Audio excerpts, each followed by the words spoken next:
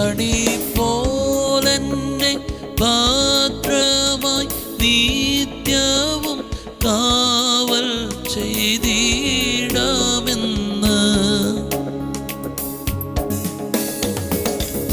കൺമണി പോലെന്നെ ഭദ്രമായി നിത്യവും കാവൽ ചെയ്തിടാമെന്ന്.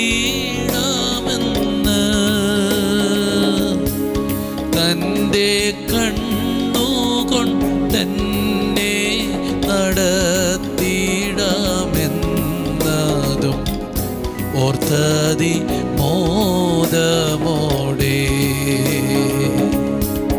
തൻ്റെ കണ്ണുകൊണ്ടെന്നെ നടത്തിടാമെന്നതും ഓർത്തതി മോദമോടെ.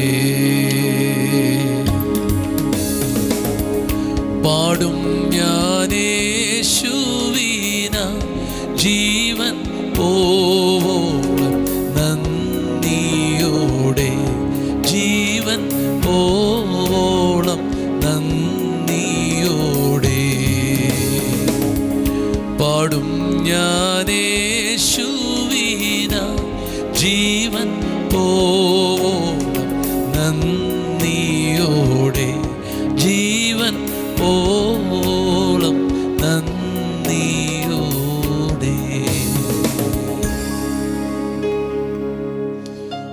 വോയിസ് ഓഫ് ലവിൽ ഇന്ന് കർത്താവ് നമുക്ക് തരുന്ന വചനം സങ്കീർത്തനങ്ങൾ 118 4 വാക്യവും 5-6 വാക്യങ്ങളാണ്.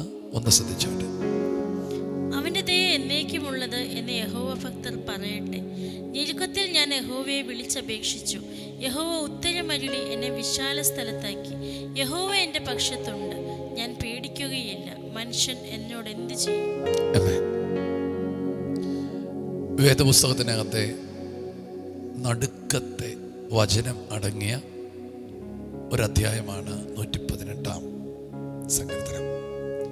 ആ നടുക്കത്തെ വാക്യം ഏതെന്നറിയാമോ? മനുഷ്യനെ ആശ്രയിക്കുന്നതിനേക്കാൾ യഹോവയിൽ ആശ്രയിക്കുന്നത് നല്ലത്. ആ സങ്കീർത്തനത്തിനകത്തെ ഒരു വചനമാണ് നമ്മൾ ഇന്ന് ധ്യാനിക്കുന്നത്.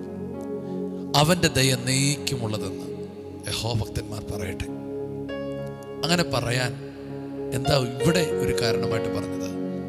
ഈ ഭക്തൻ തൻ്റെ ഞെരുക്കത്തിൽ ദൈവത്തെ നോക്കി നിലവിളിച്ചു. ആ നിലവിളി നിഷ്ഫലമായില്ല. ദൈവം അവനെ വിശാലതയിലേക്ക് എത്തിച്ചു. ആമേൻ. ഇന്ന് ഞാൻ ഈ വചനം പറയുമ്പോൾ നിങ്ങൾ ഞെരുങ്ങിയിരിക്കാൻ ദൈവം ആഗ്രഹിക്കുന്നില്ല. നിങ്ങളുടെ മനസ്സിൽ നിന്ന് ആ ഞെരുക്കം മാറ്റണം. ദൈവം എന്നും നിങ്ങളെ വിശാലതയിലേക്ക് എത്തിക്കാനാണ് ആഗ്രഹിക്കുന്നത്. ആമേൻ. നിങ്ങളുടെ പണമോ നിങ്ങളുടെ സൗകര്യങ്ങളോ നിങ്ങളുടെ സാഹചര്യങ്ങളൊന്നുമല്ല നിങ്ങളെ വിശാലതയിലേക്ക് എത്തിക്കുന്നത്. നിങ്ങളുടെ മനസ്സിൻ്റെ വിശാലതയാണ് നാളെ നിങ്ങളെ വിശാലതയിലേക്ക് എത്തിക്കുന്നത്. എനിക്കിത് ദൈവം ഇങ്ങനെ വെച്ചിരിക്കുകയാണ്, ഞാൻ ഇങ്ങനെ തീരൂ എന്നാണ് നിങ്ങൾ പറയുന്നെങ്കിൽ ദൈവത്തിന് പോലും അവിടെ ഒരു അത്ഭുതം ചെയ്യാൻ പറ്റില്ല. പക്ഷേ കർത്താവ്, എനിക്ക് ഈ സാഹചര്യത്തിൽ നിൽക്കാൻ പറ്റില്ല, ദൈവമേ എൻ്റെ ഒരു വിശാലതയിലേക്ക് നടത്തണേ. നിങ്ങൾ പ്രാർത്ഥിച്ചു, അത്ഭുതങ്ങൾ തന്നെ നടക്കും. ഹല്ലേലൂയ. ഞെരുങ്ങിയിരിക്കുന്നിടത്ത് നിന്ന് നിലവിളിച്ചു. കർത്താവ് അവരെ വിശാല സ്ഥലത്തേക്കാക്കി. നിങ്ങളുടെ വീടിൻ്റെ ഒക്കെ ഞെരുക്കങ്ങൾ മാറാൻ പോവുകയാണ്. നിങ്ങളുടെ തലമുറകളുടെ ഒക്കെ ഞെരുക്കങ്ങൾ മാറാൻ പോവുകയാണ്.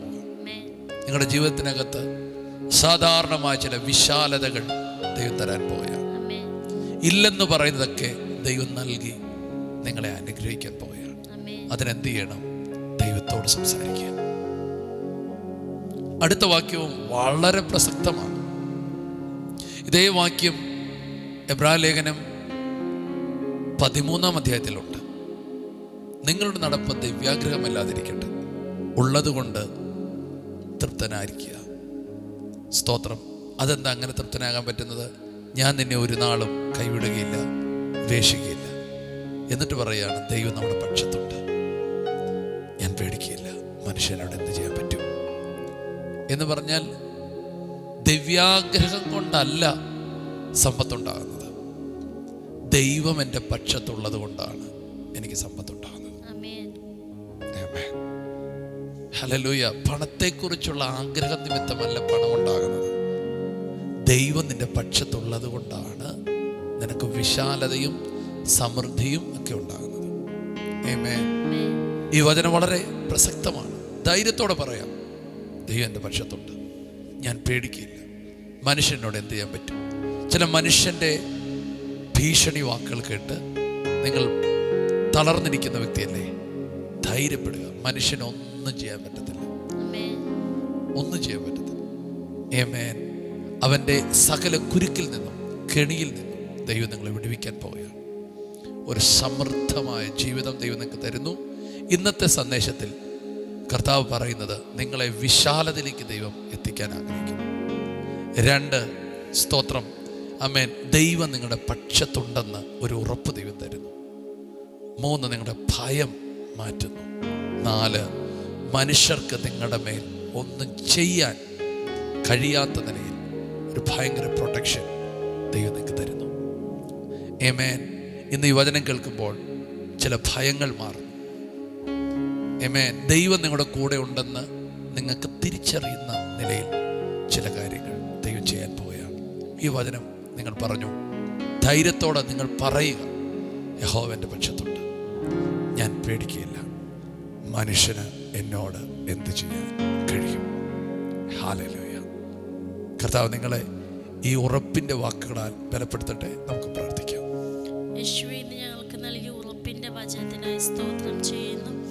കർത്താവെ, അങ്ങ് ഞങ്ങളോട് കൂടെ ഉള്ളതിന് നന്ദി പറയുന്നു. കർത്താവെ, അങ്ങയുടെ ദയ വലുതായിരിക്കാൻ സ്തോത്രം ചെയ്യുന്നു. കർത്താവെ, ഇന്ന് ഫയൽ കർത്താവയുടെ ഹൃദയത്തിന് ഞങ്ങൾ വിശാലത വരുത്തുന്നു. കർത്താവ്, ഈ വചനം കേൾക്കുന്ന ഓരോ വ്യക്തിയുടെയും ജീവിതത്തിൽ ഒരു വിശാലത ഉണ്ടാവട്ടെ യേശുവിൻ്റെ നാമത്തിൽ. ഹൃദയത്തിലെ ഇടുക്കങ്ങൾ മാറട്ടെ യേശുവിൻ്റെ നാമത്തിൽ. കർത്താവെ, അങ്ങ് ഞങ്ങളോട് പക്ഷത്ത് ചേർന്ന് നിൽക്കുന്നതിന് നന്ദി പറയുന്നു. കർത്താവെ, ഞങ്ങളുടെ ഭയങ്ങളെല്ലാം അങ്ങ് മാറ്റുന്നതിന് സ്തോത്രം ചെയ്യുന്നു. കർത്താവെ, ഹല്ലേലൂയ. പിതാവേ, യേശുവിൻ്റെ നാമത്തിൽ വചനം കേൾക്കുന്ന ഓരോ വ്യക്തിയിലും ധൈര്യത്തിൻ്റെ ആത്മാവിനെ ഞങ്ങൾ പകർന്നു പ്രാർത്ഥിക്കുന്നു. യേശുവിൻ്റെ നാമത്തിൽ അനുഗ്രഹിക്കുന്നു. ഇന്നത്തെ ദിവസത്തെ അനുഗ്രഹിക്കുന്നു യേശുവിൻ്റെ നാമത്തിൽ തന്നെ. ആമേൻ. ഞാൻ ഒരിക്കൽ കൂടി പ്രാർത്ഥിക്കുകയാണ്. ഞാൻ നിങ്ങളുടെ സൗഖ്യത്തിന് വേണ്ടി, ഒരു അഭിവൃദ്ധിക്ക് വേണ്ടിയും പ്രാർത്ഥിക്കാൻ കർത്താവ് ഒരു ഗൈഡൻസ് തരുന്നു. നിങ്ങൾ നിങ്ങളുടെ രോഗമുള്ള ഭാഗത്ത് കൈവച്ച് പ്രാർത്ഥിക്കണം. സ്തോത്രം. കർത്താവേ, യേശുവിൻ്റെ നാമത്തിൽ ഞങ്ങൾ ഒരുമിച്ച് പ്രാർത്ഥിക്കുന്നു. പ്രത്യേകിച്ച് രോഗത്താൽ ഭാരപ്പെടുന്നവർക്ക് വേണ്ടി പ്രാർത്ഥിക്കുന്നു. ഇപ്പോൾ അവർ രോഗമുള്ള ഭാഗത്ത് കൈവച്ച് പ്രാർത്ഥിക്കുകയാണ്. യേശുവിൻ്റെ നാമത്തിൽ അവർ സൗഖ്യമാകട്ടെ, അവർക്ക് ആരോഗ്യം വരട്ടെ, അവരുടെ ഒടിഞ്ഞ അസ്ഥികൾ ഉല്ലസിക്കട്ടെ. സ്തോത്രം. നിർജീവമായ അവയവങ്ങൾ ബലപ്പെടട്ടെ. സ്തോത്രം. മേധസ്സും മജ്ജയും കൊണ്ട് എന്ന പോലെ തൃപ്തി വരുത്തുന്നത് പോലെ അവരുടെ യൗവനം കഴുകിനെ പോലെ പുതുകി വരട്ടെ. ഇപ്പോൾ തന്നെ രോഗങ്ങൾ ഈ ശരീരത്തിൽ നിന്ന് മാറിപ്പോകട്ടെ. അവർക്ക് സൗഖ്യവും അപ്പോൾ തന്നെ അവരുടെ ഞെരുക്കങ്ങൾ മാറിയുള്ള സമൃദ്ധിയും യേശുവിൻ്റെ നാമത്തിൽ കൽപ്പിക്കുന്നു. ആ രോഗം അവരുടെ ശരീരം വിട്ട് മാറട്ടെ. വിശ്വസിച്ച് ഇപ്പോൾ പ്രാർത്ഥിക്കുന്നവരുടെ മേൽ സൗഖ്യം വരട്ടെ. അവർ കിടക്കയിൽ നിന്ന് എഴുന്നേൽക്കട്ടെ. യേശുവിൻ്റെ നാമത്തിൽ സൗഖ്യമാക്കി പ്രാർത്ഥിക്കുന്നു. യേശുവിൻ്റെ നാമത്തിൽ തന്നെ. ആമേൻ.